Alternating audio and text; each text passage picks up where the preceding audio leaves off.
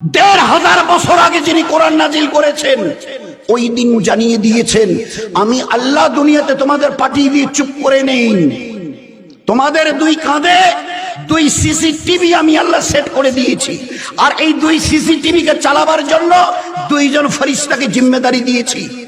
So they are called কিরামান কাতিবিনা ইয়ালামুনা মা তাফালুন। জন্মের দিন থেকে মায়ের পেট থেকে বেরিয়ে আসো, আমি আল্লাহ বলছি স্টার্ট। এই ফেরেশতা গো অন স্টার্ট। জন্মের দিন থেকে till the day of death, তোমার মৃত্যুর দিন পর্যন্ত জীবনে যা কিছু করো, ভালো অথবা মন্দ আমল, সবই সমেত এই সিসিটিভিতে সবকিছু রেকর্ড হচ্ছে। On the day of resurrection, কিয়ামতের মাঠে যেদিন দাঁড়াবে, আমি আল্লাহ তোমাদের এই মুখে তালা লাগিয়ে দেব। ওয়া তুকাল্লিমুনা আইদিহিম আলিয়ামা নাকতিমু আলা আফওয়াহিহিম। ওই দিন তোমাদের কিছু বলার প্রয়োজনই পড়বে না, আমি জিজ্ঞাসাও করব না। কেন কেন জিজ্ঞাসা করে তো শুনবেন কি করেছে না করেছে, বলে প্রয়োজনই হবে না। আমি তোমাদের জবানে তালা লাগিয়ে দিয়ে ক্যাসেটকে ওই দিন চালু করে দেব।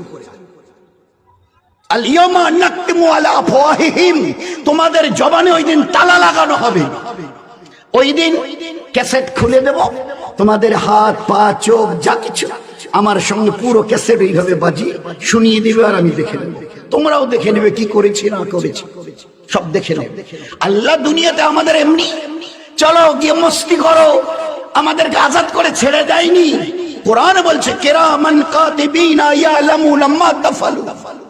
এমন দুই ফেরেশতা যাদের এক সেকেন্ডের জন্য চোখে তন্দ্রা আসে না, বলে দিয়েছে, পরিচয় করিয়ে দিয়েছেন। এক সেকেন্ডের জন্য এই দুই ফেরেশতার চোখে কখনো নিদ্রা আসে না, তন্দ্রা আসে না। Each and every activities of your life, either it may good or bad, ভালো অথবা নেক আমল অথবা মন্দ আমল, যা করো, যদি ভালো আমল করো এই লিখছি, যদি মন্দ আমল করো ওই লিখছি। দুইজনের দুই রকমের কাজ।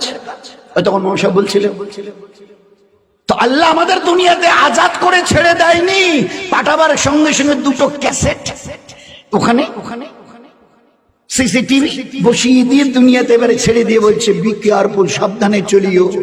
সবাইকে, সারা দুনিয়ার সবাইকে ফাঁকি দিতে পারবে, আমার এই দুই চোখকে ফাঁকি দেবার কোনো রাস্তা নেই। এই জন্য আল্লাহ পাক জন্ম মৃত্যুর মাঝখানে আমাল দিয়েছিল জীবনটাকে ধন্য করবার জন্য, জীবনটাকে ধন্য করবার জন্য। কারণ আমার কাছে ফিরে আসতে হবে, আর আমি ওই দিন তোমাদের সামনে ক্যাসেট চালিয়ে দেবো।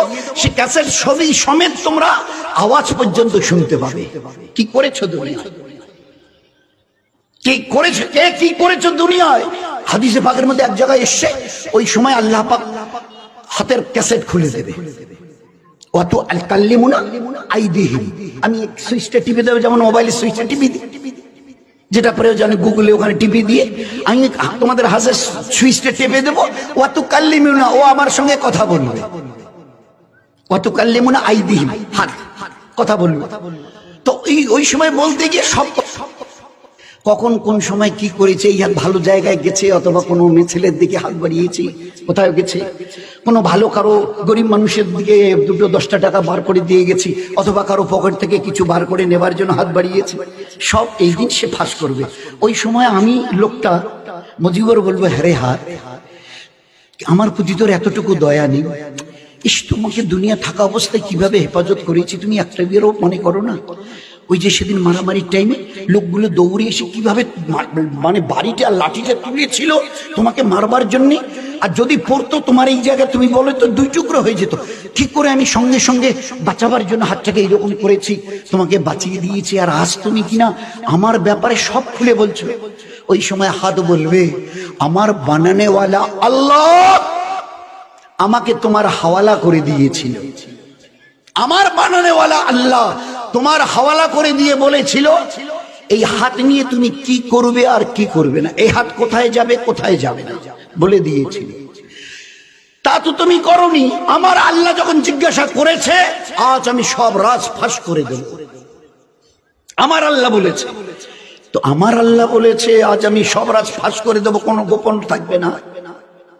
তো দুনিয়াতেও আমরা দেখি, এবার এটা পাননি না, পাঁচটা ধরুন, তো ধরতে গেলে একটা মানুষ, যে কোনো মানুষ একটা অনার রেসপেক্ট থাকে, তো ডান হাতটা না বাড়িয়ে এই হাতটা বাড়িয়ে গেছে। তো উনি জিজ্ঞাসা করছে, কেন ভাই ডান হাতটা? থাকলে দেখেন না, এটা ঝুলে আছে, চিমটি কাটি কিচ্ছু। এ উপরওয়ালা জবাব দিচ্ছে, বরং ওকে ভালো করে শুনিয়ে দাও, এ হাতটা আসলে আমার, দেখছেন আমার শরীরের সঙ্গে লাগা আছে, এ হাতটা আমার, কথা শুনে তার আল্লাহ। নয়তো হাত আমার কথা শুনবে, শোনা তো দূরের কথা, পানটা যে আমি এইভাবে একটু তুলে নেব না, তারও কোনো ক্ষমতা নেই। তিনি যে আল্লাহ আমাকে এটা আমার সঙ্গে জুড়ে দিয়েছেন, তিনি তার পাওয়ার সিজ করে নিয়েছেন। চোখ থাকলে দেখা যাবে কোথায় লেখা আছে, কোন বইয়ের পাতায়, আমাকে দেখাবেন কেউ মেহরবানি করে। চোখ থাকলে দেখা যায়, কান থাকলে শোনা যায়, জবান থাকলে বলা যায়। আচ্ছা, কোথাও লেখা? ভাই আপনার নামটা? চিল্লাম নাম। আরে আপনার চাইতে বড় সুন্দর চেহারা, সুশ্রী, তো লোকটা ওরকম করছে কেন? আপনার চাইতে ভালো চেহারা, ভালো মুখ, ভালো কাপড় চোপড়, ভালো ফ্যাশন স্টাইল, তো লোকটা ওরকম করছে কেন? ভাই আপনার বাড়ি? চুপ করে আছে।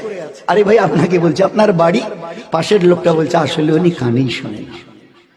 আল্লাহ দেখিয়ে দিয়েছে, কান থাকলে শোনা যায় না যদি আমি আল্লাহ না শোনাই, এ জবান থাকলে বলা যায় না আমি আল্লাহ যদি না বলাই, এ চোখ দেখে না আমি আল্লাহ যদি না দেখাই।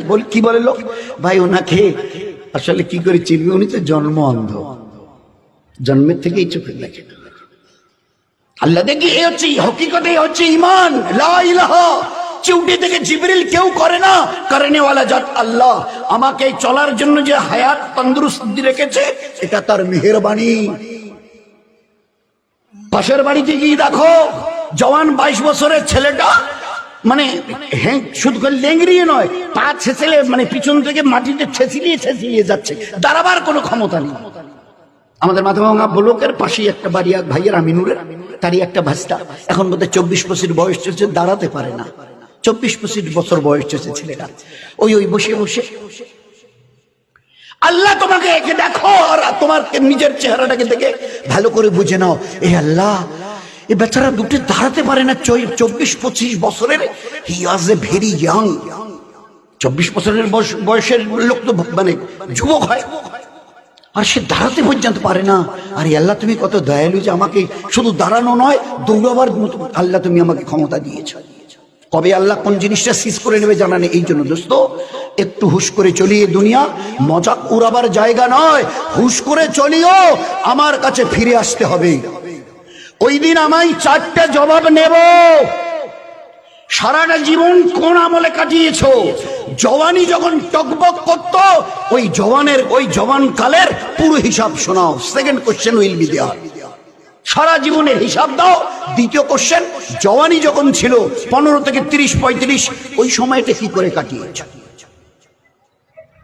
মাল কোথা থেকে এসেছে আর কোথায় লাগিয়েছো, পুরো হিসাব দাও। টাকা হিসাবে নয়, পয়সা হিসাবে, পয়সা কি করে এসছে। টাকার হিসাব দিলে 50 পয়সাগুলো যদি বাদ চলে যায়, ফাঁকি দিয়েছ, মদ খেয়েছ, ও হবে না। পাই কোন রাস্তা দিয়ে মাল কামিয়েছ আর কোন রাস্তায় মাল লাগিয়েছ, আমি তো বলে দিয়েছি কিভাবে কামাবে, কিভাবে খরচ করবে। Fourth question will be there. চতুর্থ, যে দিনের ইলম তোমার জানা ছিল, তার উপরে কতটা নিজেকে চালিয়েছো। তুমি তো মুসলমান, জানতে 5 ওয়াক্তের নামাজ ফরজ নয়, ফরজে আইন। 10 বছরের পরের থেকে ছেলে অথবা মেয়ে 5 ওয়াক্তের নামাজ পড়া ফরজে আইন, না পড়া গুনাহে কবিরা, না পড়া মুসলমানের সঙ্গে তার কোনো সম্পর্ক নেই, ইসলামের সাথে তার কোনো সম্পর্ক নেই, শুধু ইসলাম থেকে বেরিয়ে চলে গেছে। যার কাছে নামাজ নেই, ইসলামে তার কোনো জায়গা